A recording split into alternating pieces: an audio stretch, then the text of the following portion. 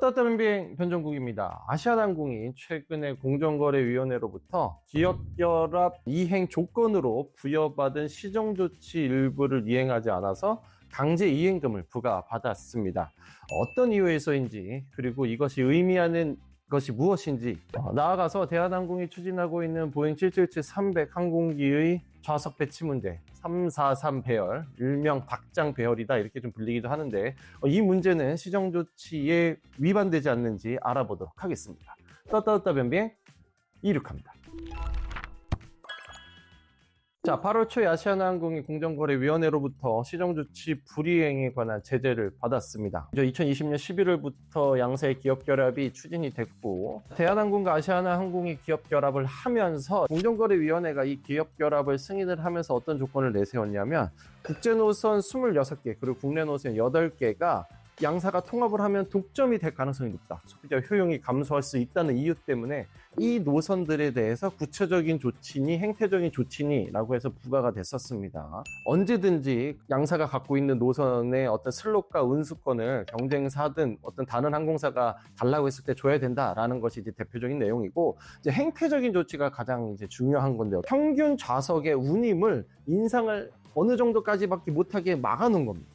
그리고 또 하나는 이제 공급석을 축소하지 말라라는 것도 있고요. 좌석 간격 같은 거를 조절하지 말라. 기존보다 안 좋게 조절하지 말라. 이러한 이제 조치도 포함이 되어 있습니다. 그런데 이렇게 좌석의 평균 운임을 높게 받지 말라 라는 의무 중 하나를 위반을 했고, 그래서 이행 강제금이 부과가 된 겁니다. 이행 강제금 제도라는 거는 그 사업자들 간의 기업 결합을 할 경우에 경쟁 제한이 우려되는 경우 시정 조치가 부과되는데, 이러한 시정 조치들이 불이행됐을 때 내려지는 어떤 개입입니다. 일종의 과징금이라고 이렇게 보면 되는데요. 특히 이제 평균 운임 인상 한도 초과 금지 조치라는 것을 조금 더 뜯어보면은, 코로나 이전인 2019년의 평균 운임 대비 물가 상승률 이상으로 평균 운임을 올리면 안 되는 겁니다.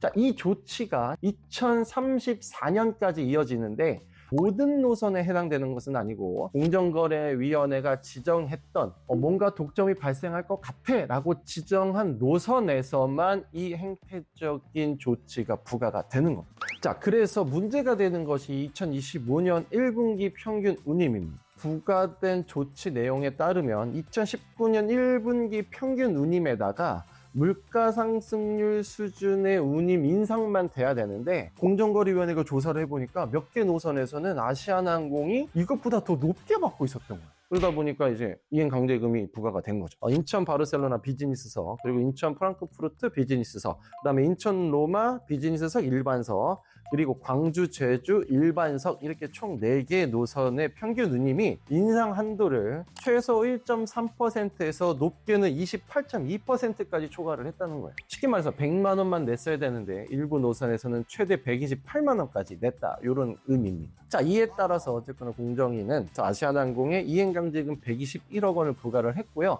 법인을 검찰에 고발을 하기로 했습니다. 그렇다면 도대체 이 평균 운임은 어떻게 산정하느냐 궁금하실 수도 있습니다. 승객들이 내는 요금은 전부 다 다양합니다. 할인도 있을 수가 있고요. 실제 승객들이 티켓을 사기 위해서 지출한 비용을 그냥 승객 수로 나누면 평균 운임이 나오죠. 그렇게 2019년 1분기 거를 조사를 했고, 그 다음에 2025년 1분기 거를 그렇게 계산을 한 다음에 이것을 그냥 비교해 보는 겁니다. 네, 이렇게 했었는데 인상 한도를 초과한 결과가 나온 겁니다.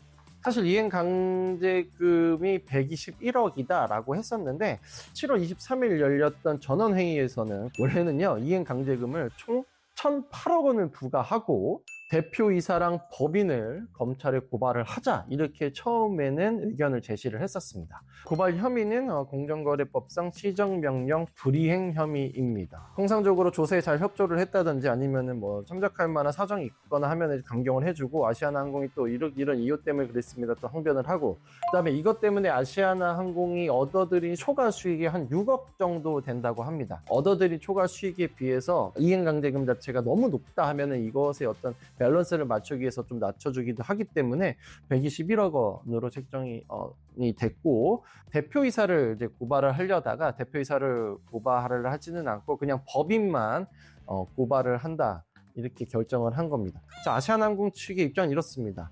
우리가 잘못한 건 맞다. 그러나 고의는 아니고 최근에 도입한 운임 관리 시스템에 약간 이제 착오가 있어서 그러다 보니까 일부 노선에서 초과 운임을 받은 것이다 라고 이렇게 설명을 했습니다. 자, 아시아나항공은 그래서 잘못을 모두 인정하면서 약 31억 5천만 원 가까운 금액의 소비자 환원 정책을 추진하겠다라고 이렇게 약속을 했습니다. 사실 뭐 이게 이제 좀 민감한 사항일 수가 있는데, 아시아나항공 자체의 결정이냐 아니면 공정거래위원회가 이렇게 하라고 했냐라고 취재를 해보면 아시아나항공은 저희가 이렇게 내렸던 건 아닙니다 라는 입장이고, 공정거래위원회는 또 우리가 그렇게 하라고 한 거는 없습니다 라는 입장. 그래서 사실 뭐 누가 먼저 이 31억 원 이상의 소비자 어떻게 보면 환원 정책을 추진하게 됐느냐라는 것을 따지고 들어가 봐야 결론이 나지 않는 경우가 많고, 이번에도 마찬가지였습니다.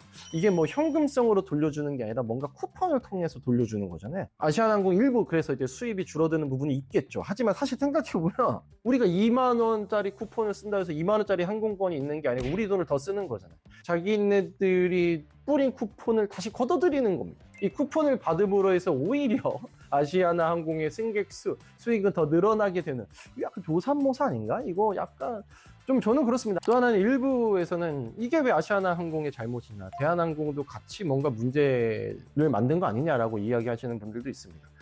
지금은 이제 대한항공과 아시아나항공이 엄격히 말하면 독립된 법인이긴 하지만 사실상 대한항공이 자회사입니다. 그리고 지난해 말에 기업결합이 승인이 되면서 인사가 났을 때 아시아나항공의 모든 수뇌부들은 사실상 대한항공으로 바뀌었습니다. 아시아나항공의 의사결정 및 감독을 대한항공 사람들이 와서 다 하고 있어요. 대한항공 출신 분 여러분들이 뭐 이런 문제에서는 좀 책임이 있다라고 저는 보여지지만, 이거는 이제 조직 내의 문제고 각사가 어떻게 보면 엄연히 다른 이름으로 운영이 되고 있기 때문에 운임 인상 제한을 이제 별도로 적용받고, 또한 조사 자체도 뭐 진해 에어서울, 뭐 에어부산, 아시아나항공, 대한항공 모두가 다 받습니다. 그렇기 때문에 문제가 됐을 때도 이렇게 다 법인별로 하는 것이 맞다고 저는 이제 보여집니다.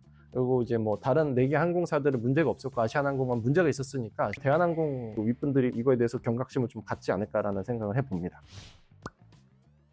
자, 여기에 추가로 또 하나 덧붙일 내용이 있습니다. 최근에 대한항공이 보잉 777-300ER 항공기 11대를 리모델링 하기로 하면서 에코노미석 배열을 333에서 343으로 바꾸기로 했습니다. 343 배열이 되면 아시겠지만 좌석의 어떤 간격보다 이 폭이 좀 줄어들 수 있는 문제가 발생을 하는데, 앞으로든 옆으로든 이 간격이 줄어들 수밖에 없는 겁니다. 대신에 비즈니스석이랑 일반석 사이에 있는 프리미엄석을 이제 도입을 하겠다라는 건데, 대한항공 입장에서는 뭐 수익성이 너무 낮은 1등석이나 뭐 비즈니스석보다는 일반석보다 운임이 한 뭐 10%에서 15% 정도 더 향상된 프리미엄석을 파는 것이 요즘 트렌드에도 맞고 더 많은 수익을 창출할 수 있을 것 같다라는 생각을 하기 때문에 이렇게 하는 것 같습니다. 그런데 공정거래위원회가 기업결합을 승인하면서 행태적인 조치를 부과를 했었는데, 그중 하나가 공급 좌석 축소 금지, 그 다음에 좌석 간격과 같은 서비스의 품질을 유지하라라는 내용이 있습니다. 좌석 간격이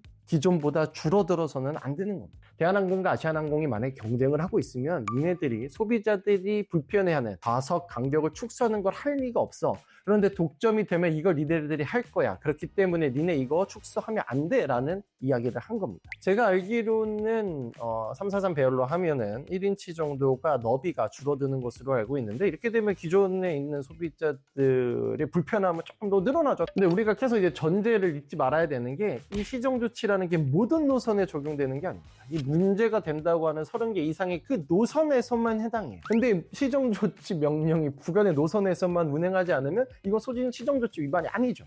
이것을 우리가 반드시 기억을 해야 돼요. 그런데 이제 대한항공이 777 항공기를 이렇게 리모델링 하는 것의 가장 큰 이유는, 이게 뭐 많은 글로벌 항공사들이 이렇게 하고 있다라는 이유로 이제 되는데, 당연히 수익이죠. 시정조치가 부과된 노선에 대해서는 물가 상승분 이상으로는 항공권 가격을 올리지 못하게 되어 있습니다. 그 말은 아무리 열심히 팔아도 한진그룹 항공사들이 벌 수 있는 노선의 어떤 마진은 정해져 있다는 소리랑 같아요. 기업은 돈을 벌어야 되는 입장이기 때문에 그것이 아닌 노선에서는 최대한 수익을 벌어들여야 돼요. 계산했을 때 대한항공이 지금 돈을 많이 벌기 위해서 그런 조치를 하는 거는 자연스러운 조치고, 이것이 계속 결론적으로 말씀드리지만 법이 위배가 되지 않으면 아무 문제가 되는 것이 아니라고 저는 생각을 합니다.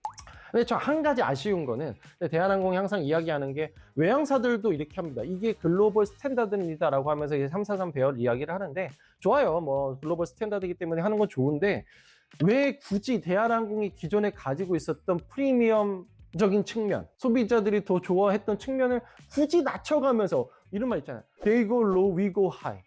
다른 사람들이 낮출 때 우리는 높게 가야지 뭔가 더 멋있는 건데, They go low, we low too. 이거 뭔가 좀 이상해. 물론 이제 수익성의 문제가 당연히 이제 우선시 돼야 되지만, 너무 안타까운 거죠. 옛날에 더 멋있었는데, 물론 뭐 지금 멋없다는 면은 아니지만, 대한항공 사랑합니다. 자, 결론부터 말하면 2분기, 3분기 때는 이런 문제가 발생하지 않을 겁니다. 아시아나항공도 이것을 뭐 고의적으로 한 게 아니기 때문에 당연히 내부적으로 시스템적으로 보완을 했을 거고, 2분기, 3분기, 4분기에는 당연히 이런 문제가 없겠죠. 어떻게 보면 안타까운 일입니다. 기업의 경영 측면이 저는 굉장히 자율이 보장돼야 된다라고 이야기를 많이 하는데, 이 통합이라는 게 당연히 득과 실이 있죠. 이 통합이라는 전대미문의 어떤 역사적인 사건이 발생을 하면서 공정거래위원회의 어떤 강제 이행이라는, 참 어떻게 보면 하지 않아도 될 것을 지금 공정거래위원회가 열심히 하고 있는데, 뭐가 됐든 우리가 서로 약속을 한 부분이기 때문에 서로 이 약속을 잘 지켜갔으면 좋겠고, 애정이 있어야 또 비판이 있는 법이라고 했습니다. 대한항공과 아시아나항공 등에게 쏟아지는 것도 결국에는 그들에게 갖고 있는 국민적인 눈높이와 기대가 워낙에 높다 보니까 쏟아지는 것이라고 볼 수 있죠. 제가 이제 사실 유럽에 나와 보니까 다양한 항공사들 이렇게 타보니까 정말 뭐 서비스적으로나 가격적으로나 대한항공이나 아시아나항공이 정말 나아가야 될 길이 더 많겠다라는 생각을 해봅니다. 정말 엄청난 치열한 경쟁이 벌어지고 있습니다. 자, 이런 치열한 경쟁 속에서 소비자 효용을 만족시켜가면서 기업의 운영을 해나가는 것이 정말 보통 일이 아니라는 생각을 해봅니다. 뭐가 됐든 각종 비판들도 국민적인 기대와 관심이 더 높기 때문이라는 것을 대한항공도 아시아나항공도 좀 알아줬으면 좋겠고, 국적 항공사로서 더 역할을 해주셨으면 하는 바람입니다. 변비행은 항공업계를 응원합니다.